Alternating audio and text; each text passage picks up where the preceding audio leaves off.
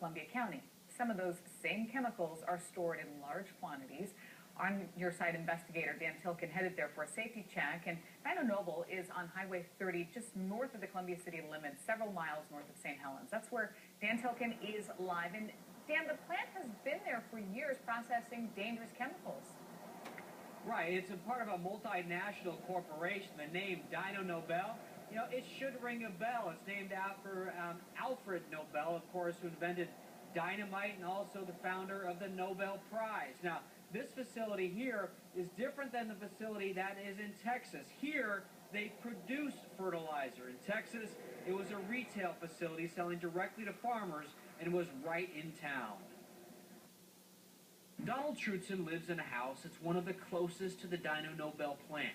There's a big field. You go to the end of the street, then there's a big field before you get to the plant. He's always felt safe. It's quite a ways away. But I seen that on TV, and there was wreckage a long ways away.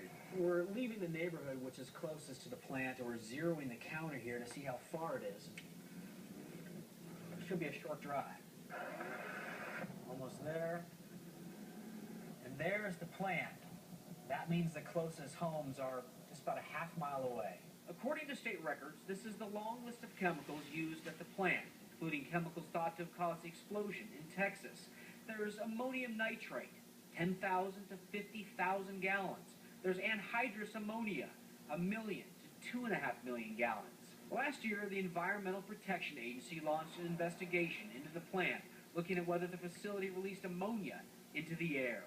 Does this place weigh on your mind at all?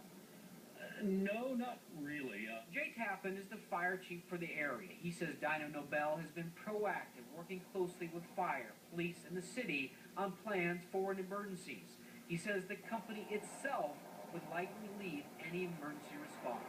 We always try to approach from the standpoint of they're the experts on their plant, and there's a control room in there, and they can control a lot of the things, the process from that control room. So we certainly respect that, and we'll set up the incident command out here, but we'll let them orchestrate a lot of things on the inside. The administrator for Columbia City tells me they've been trying to find a way to grab people's attention about the emergency procedures here. They've even thought about putting a person in a turtle costume and sending them to local schools and have that person teach kids how to hunker down and shelter in place inside their homes, and hopefully that'll grab the kids' attention, and the kids will go home and teach their parents. Dan Tilkin, KATU News.